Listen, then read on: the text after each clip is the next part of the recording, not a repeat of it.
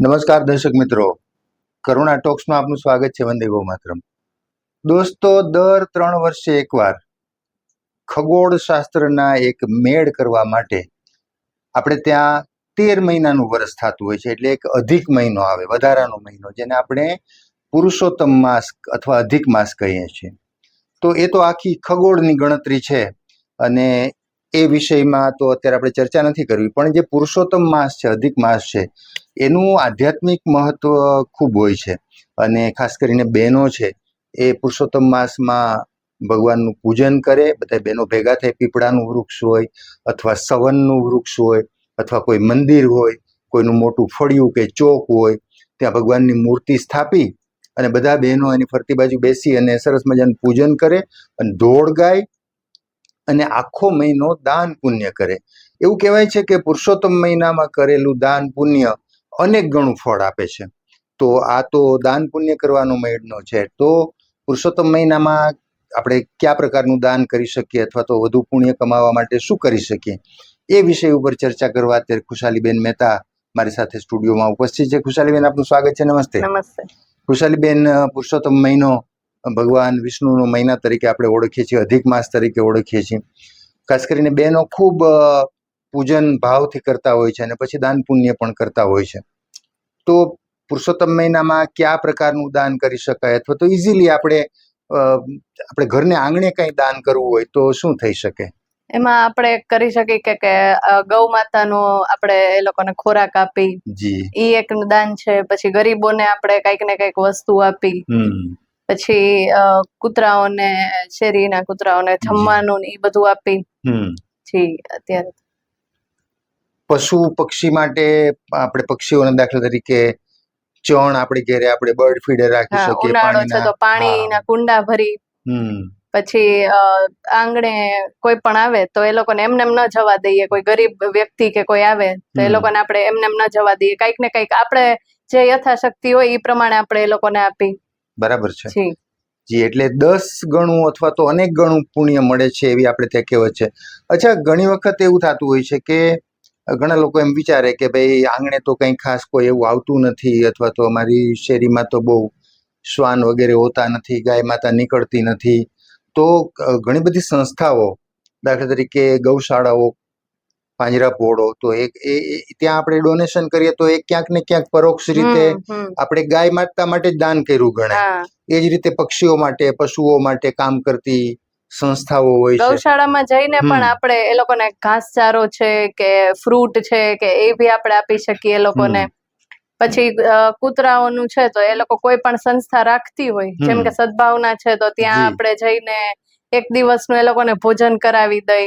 બરાબર છે. પછી ગૌશાળાનું છે તો આપણે શ્રીજી ગૌશાળા છે, કિસાન ગૌશાળા છે, તો ત્યાં જઈને આપણે એ લોકોને ઘાસચારો છે કે બીજું જે કંઈ બી એ લોકો નીણ નાખતા હોય તો એ આપણે એ લોકોને દાન કરી શકીએ.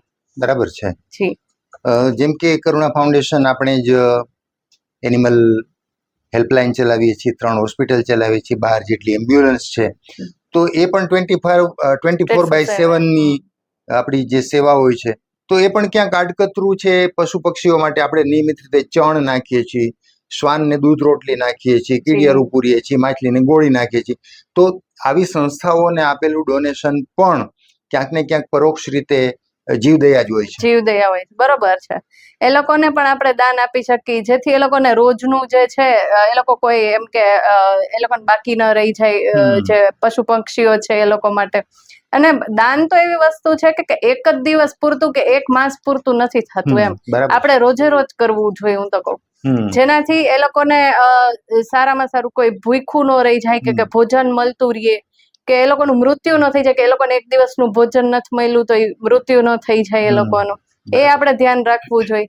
ખાલી પુરુષોત્તમ માસ પૂરતું જ નહીં, હું તો કહું આખા વર્ષમાં ક્યારે ને ક્યારે તમારી જન્મતિથિ છે કે બીજી કોઈ લગ્ન પ્રસંગ છે કે એ પ્રમાણે તમારે દાન કરવું જોઈએ. બરાબર છે.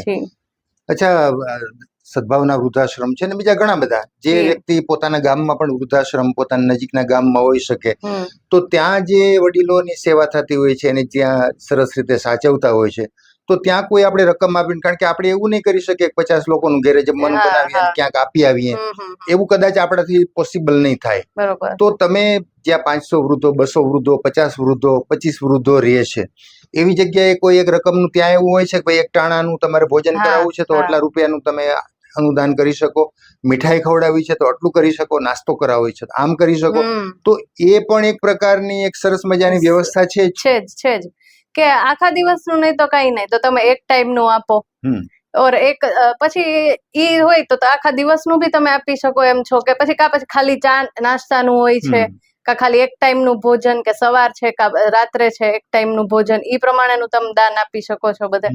એટલે દાન તો અલગ અલગ રીતે થઈ જ શકે છે, એવું નથી કે કોઈ રીતે નથી થતું. પણ ખાલી હું તો કહું કે ખાલી પરસોત્તમ માસ પૂરતું જ તમે દાન ન કરો, કે એક મહિના પૂરતું જરૂરી નથી, આખા વર્ષમાં તમે ક્યારેક ને ક્યારેક તમે દાન કરો. જી. અચ્છા, વૃક્ષો વાવવા એ પણ એક મોટું અનુદાન છે. કુદરતને આપણે યાદ કરીએ છીએ, પ્રકૃતિને આપણે ભારતીય લોકો છીએ તો આપણે તો પ્રકૃતિના પૂજકો છીએ, એના સેવકો છીએ. અને અમે આવી તપતી જે ગરમી છે અત્યારે, એમાં જરૂર કેટલી છે આપણે વૃક્ષોનું ને એનું આપણે વૃક્ષારોપણ કરવાની, તો ઈ ભી કરી શકીએ આપણે. બરાબર છે. અને દાખલા તરીકે આપણે 5-10 વૃક્ષો નથી વાવી શકતા, નથી ઉછેરી શકતા, નથી એને મોટા કરી શકતા, તો આપણે જે સંસ્થા કામ કરે છે ત્યાં 5 વૃક્ષો, 10 વૃક્ષો, આપણી જેવી શક્તિ 100, 200, 500, 1000 વૃક્ષોનું એની રકમ અનુદાન કરીને પણ પરોક્ષ રીતે આપણે વૃક્ષની સેવા કરી શકીએ છીએ. બરોબર છે કે એ લોકો આપણા નામના જે વૃક્ષો હોય છે, જેમ કે સદભાવના વૃદ્ધાશ્રમ છે, એમાં આપણે આપણા નામ લખાવી દઈએ કે આ નામ, તો એ લોકો એ નામની પ્લેટ એમાં વૃક્ષ વાવે છે ત્યારે એમાં નાખે છે, એમ કે આમના તરફથી, ને સદભાવના વૃદ્ધાશ્રમે ખાલી વાવ્યા છે. અને એ લોકો 2 કે 3 વર્ષ સુધી પોતે જ ઉછેર કરે છે. એ પોતે જ ઉછેર કરે છે, એમ એ લોકો ધ્યાન રાખે છે બધું. તો એ રીતે પણ દાન કરી શકીએ આપણે. જી. એટલે ઘણા બધા રસ્તા છે, આપણે કરી શકીએ આપણા હાથે, અથવા તો પરોક્ષ રીતે આ સંસ્થાઓના માધ્યમથી કરી શકીએ. અચ્છા ખુશાલીબેન, ખાસ કરીને પુરુષોત્તમ મહિનો છે એટલે બહેનો પૂજનની વાત કરી, દાનની વાત કરી, સાથે સાથે આ દિવસોમાં બહેનો વનભોજન કરતા હોય છે. એક એવી પરંપરા છે કે ભાઈ ઘરેથી રસોઈ બનાવી, ટિફિન બનાવવું, 50, 25, 50, 100 બહેનો કોઈ વૃક્ષો, બગીચો હોય કે ગામડામાં કોઈ એવી વાડી હોય, નદી હોય, એને કાંઠા પર વૃક્ષો હોય, ત્યાં સમૂહમાં પેલા સ્નાન કરે, પછી ત્યાં ભગવાનને યાદ કરે, પૂજન કરે, અને પછી વૃક્ષના છાંયે બેસીને પોતપોતાના ટિફિન ખોલીને ખાઈ, એકબીજા સાથે શેર કરે. તો એક સમૂહ ભોજન, વન ભોજનનો, એટલે પ્રકૃતિનું પણ આમાં મહત્વ છે.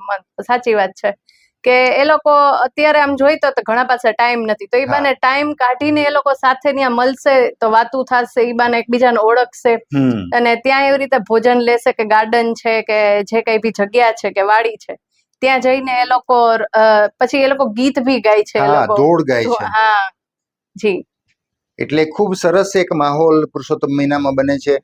ગઈકાલથી જ પુરુષોત્તમ મહિનો શરૂ થઈ ગયો છે. 1 મહિનો સુધી પૂજન અર્ચનના કાર્યક્રમો ખૂબ થવાના છે, દાન પુણ્યના કાર્યક્રમો થવા છે. કોઈને કોઈ રીતે આધ્યાત્મિકતા સાથે પર્યાવરણનું પણ મહત્વ છે. એ બાને આપણે નદીની નજીક જઈશું, એ બાને વૃક્ષોની નજીક જઈશું, એ બાને પશુ પક્ષીઓની સેવા કરી શકશું, ગરીબ ગુરબા લોકોની સેવા કરી શકશું. એટલે ભગવાને સરસ મજાનો એક સમય આપ્યો છે 30 દિવસનો, અને તમે કીધું એ રીતે 30 દિવસ શું કામે, 365 દિવસ આ વસ્તુ કરી શકાય છે, અને આપણે કરીએ. ખુશાલીબેન, સરસ તમે આ વિષય ઉપર એક નાનકડી ચર્ચા કરી અને લોકોને પ્રેરણાદાયી વાતો કરી. તમારો ખૂબ ખૂબ આભાર માનું છું. મિત્રો, પુરુષોત્તમ મહિનો ચાલે છે, અને એ પૂરો થાય પછી પણ બાકીના દિવસોમાં પણ આપણે આપણી આ જે દાન પુણ્યની પ્રવૃત્તિ છે, પરોપકારની પ્રવૃત્તિ છે, ચાલુ રાખીએ. ફરી પાછા કોઈ નવી વાત સાથે, નવા વિષય સાથે મુલાકાત કરશું. ત્યાં સુધી રજા આપશો. નમસ્કાર.